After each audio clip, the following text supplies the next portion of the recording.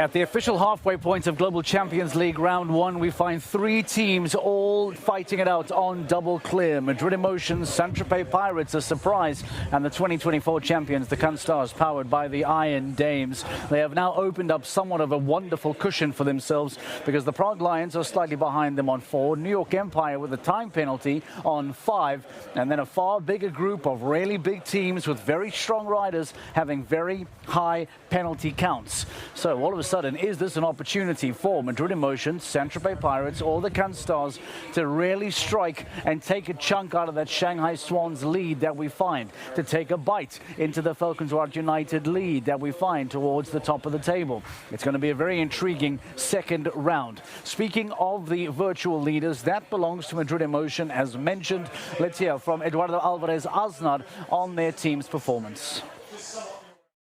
Edu, what a time for Madrid Emotion to get a double clear. Just talk us through the round from you and Michael. Well, Michael had a fantastic round, beautiful to watch and in a quick time. For the moment he's in the lead, so that's very good for him. My horse jumped actually very good. I was a bit lucky at the end. I had few wraps, but also jumped quite consistent. So very happy to have a clear round to start in the first round, and now we have to keep fighting.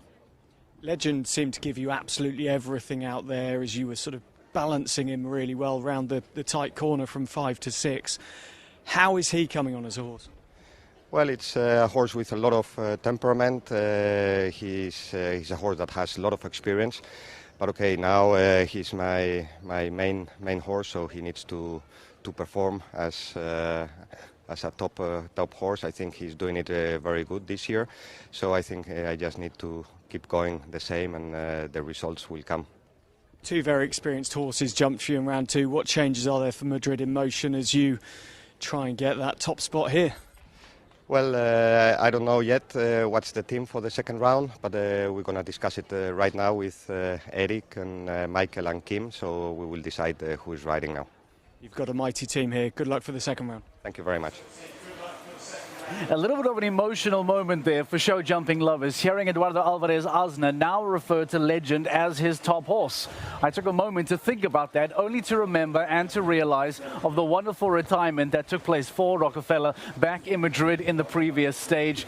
That is going to take some time and getting used to. Eduardo Alvarez Aznad no longer jumping with the incredible Rockefeller, but now referring to Legend as his top horse. A clear from Michael van der Vleuten, a clear from Aznad puts Madrid in motion in the leading position going into GCL round 2. But just behind them, the 2024 champions, the Cannes Stars, powered by the Iron Dames. They were very next to go out the gate, by the way. Madrid Emotion 13th, Cannes Stars 14th to go.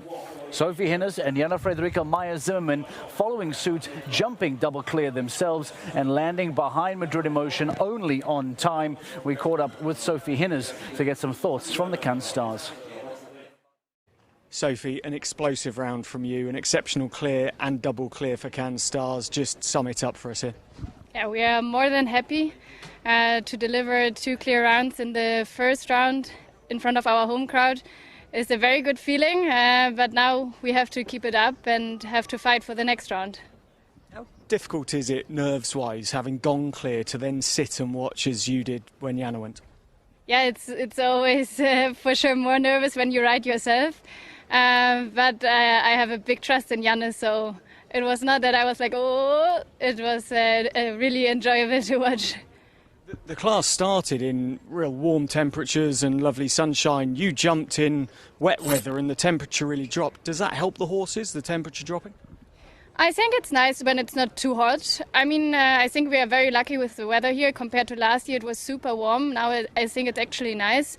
It's a little bit of rain. I think you cannot call it really rain. It's a little bit wet, but if it stays like this, everything is super.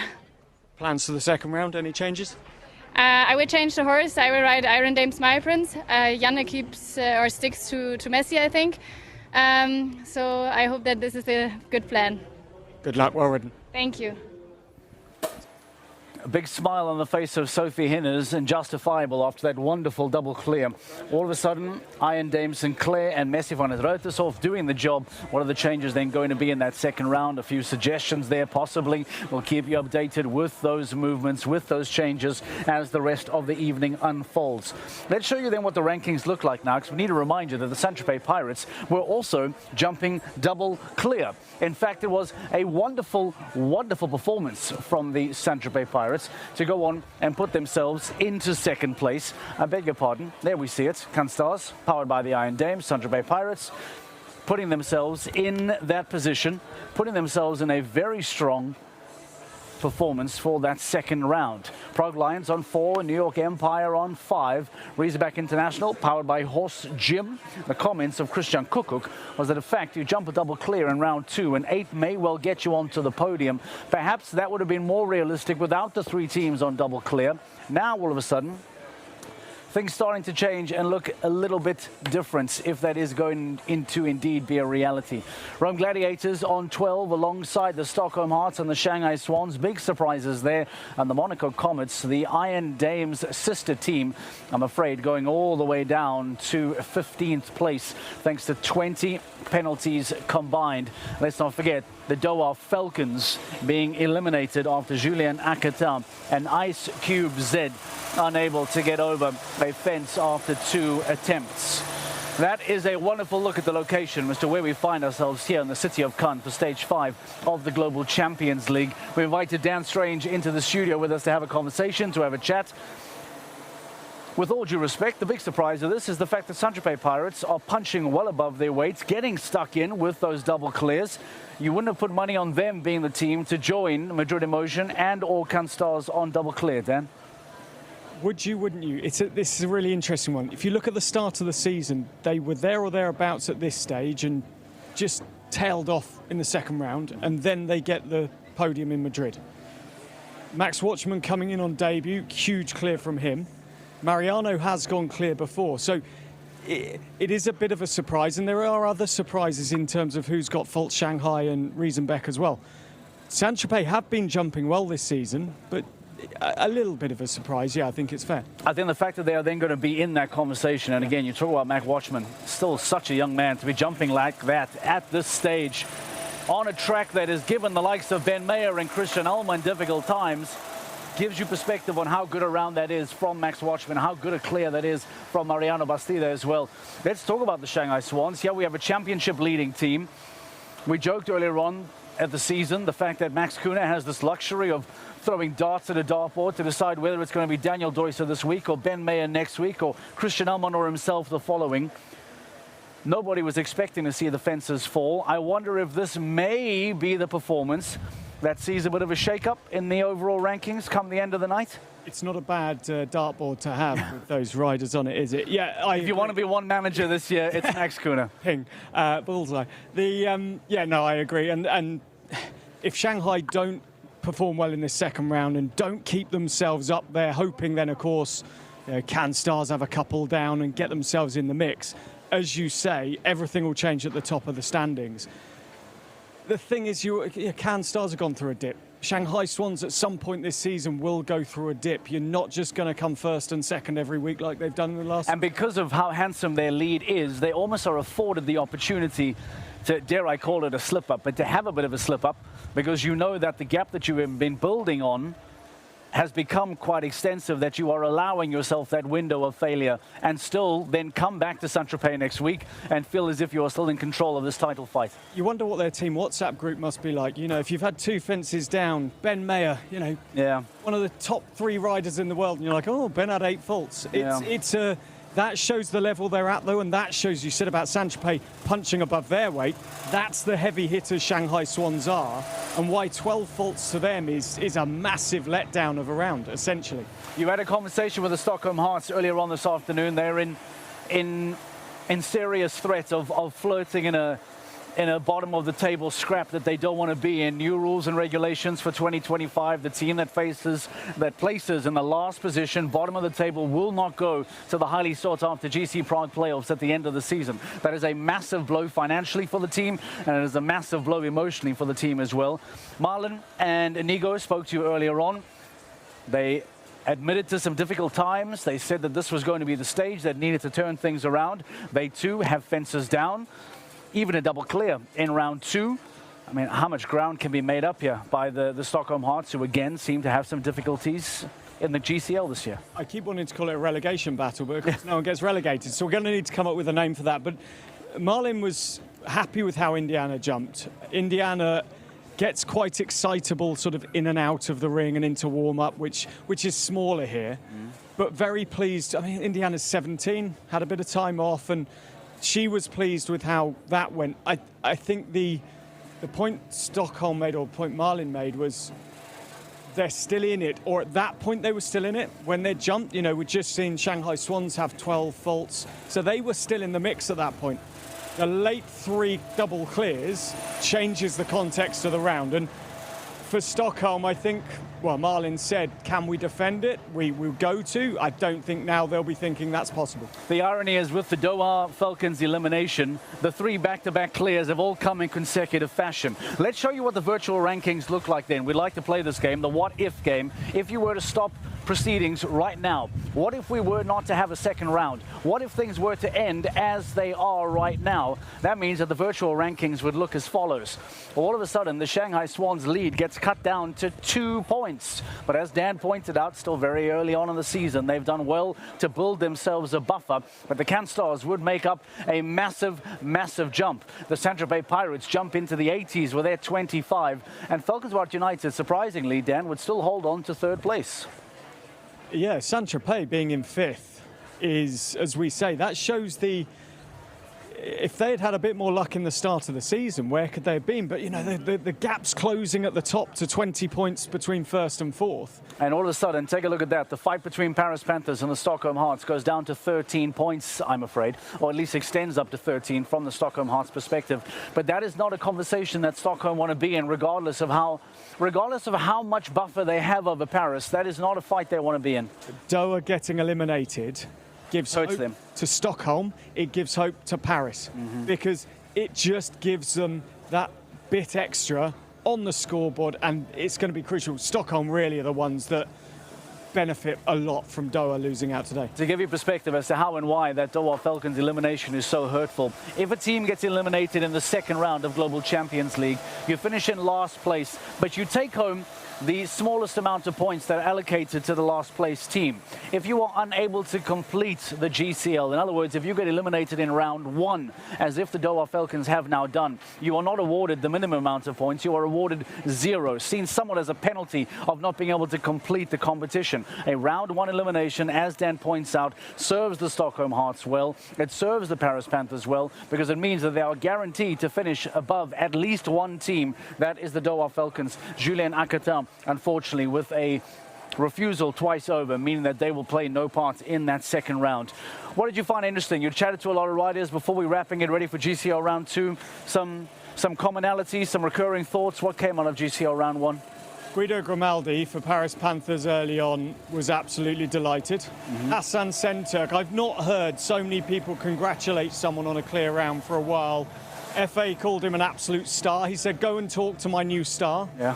That was interesting. And those two, obviously, Hassan we haven't seen since Saint-Tropez. Guido jumped in Shanghai and jumped well there. But, you know, not a rider we don't see masses. And he almost called himself a part-timer because he's a director of a company.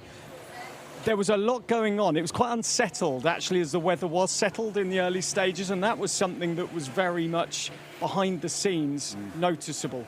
You know, teams are coming out scratching their heads. Marco Kutscher coming out. I said, Marco, what did you think of your round? He had 8 faults, of course, after Christian Cook had gone clear for Riesenbeck, who are having an unsettled season.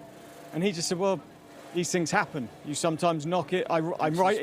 The word was, I ride a horse. Yeah, exactly. And I said, yeah, that's fair. You know, and so it was quite unsettled in the early stages. All right, well, as it stands now, Madrid in Motion, Saint-Tropez Pirates and the Can Stars, powered by the Iron Dames, all find themselves on double clear. They will be the 3 last teams to go in that upcoming 2nd round. We take a break. When we return, the build-up for GCL round 2. And by the end of the night, we'll be able to crown new champions of the Can stage in 2025. Stay with us. GCL round 2 is next.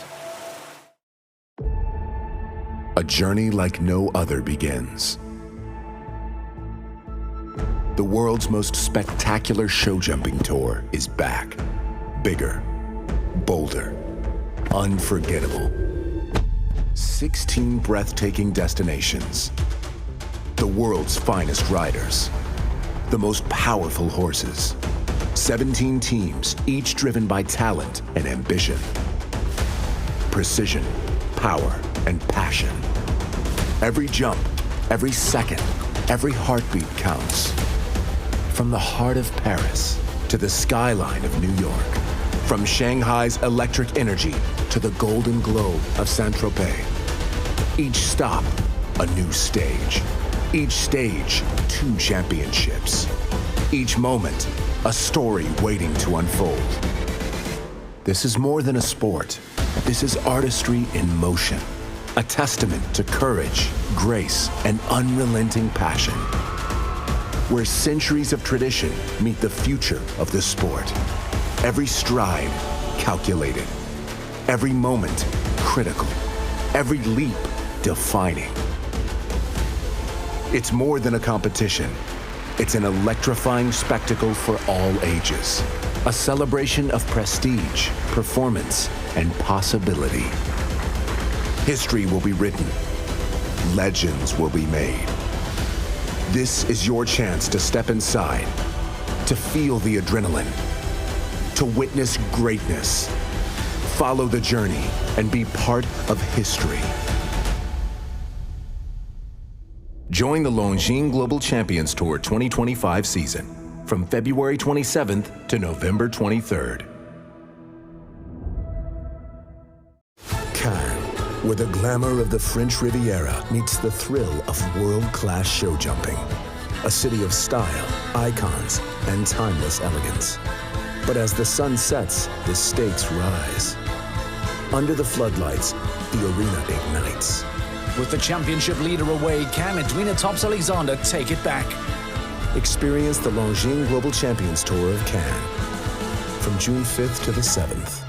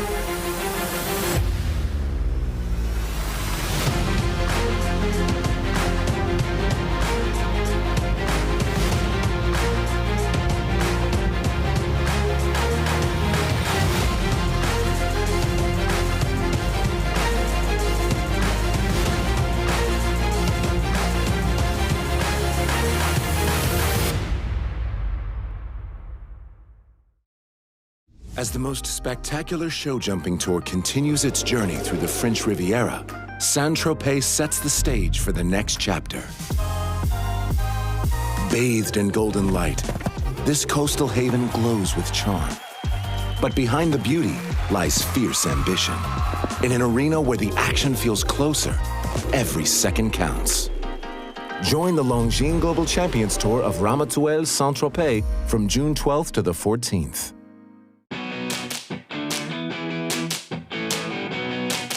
Hi, my name is Olivier Philibert. Welcome to Global Champions League, where world's top riders unite in a team to compete against each other. The 2025 Global Champions League season goes all around the world, 15 destinations with 17 teams competing against each other for the win. Each team consists of 6 riders that are handpicked by the team manager, but every team needs to have at least one under 25. In the mid-season transfer window, the team manager can swap the riders to strengthen up their team for the second half of the season to gather extra points. In every stage, 3 riders travel. On the end, there are 2 riders who are competing, but in between rounds, the team manager can swap riders. Every second and penalty counts. Results from both riders are counted together. Whenever the teams are tied, the time from the second round counts. Every competition, the winner earns 30 championship points. Every point counts. After a long season, lots of competitions and strategy, the teams with most points will win the Global Champions League 2025. The top 4 teams are pre-qualified for the GCL Super Cup semi-finals, and the 17th team are not qualified. Join us for the ultimate team battle on GCTV.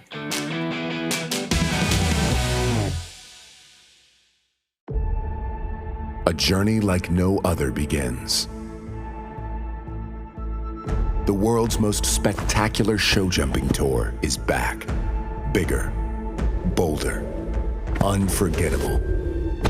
16 breathtaking destinations. The world's finest riders. The most powerful horses. 17 teams, each driven by talent and ambition. Precision, power, and passion. Every jump, every second, every heartbeat counts. From the heart of Paris to the skyline of New York. From Shanghai's electric energy to the golden glow of Saint-Tropez. Each stop, a new stage. Each stage, 2 championships. Each moment, a story waiting to unfold. This is more than a sport. This is artistry in motion. A testament to courage, grace, and unrelenting passion. Where centuries of tradition meet the future of the sport. Every stride, calculated. Every moment, critical. Every leap, defining. It's more than a competition. It's an electrifying spectacle for all ages. A celebration of prestige, performance, and possibility. History will be written. Legends will be made. This is your chance to step inside, to feel the adrenaline, to witness greatness. Follow the journey and be part of history. Join the Longines Global Champions Tour 2025 season from February 27th to November 23rd. Cannes, where the glamour of the French Riviera meets the thrill of world-class show jumping. A city of style, icons, and timeless elegance. But as the sun sets, the stakes rise. Under the floodlights, the arena ignites. With the championship leader away, can Edwina Tops-Alexander take it back? Experience the Longines Global Champions Tour of Cannes from June 5th to the 7th.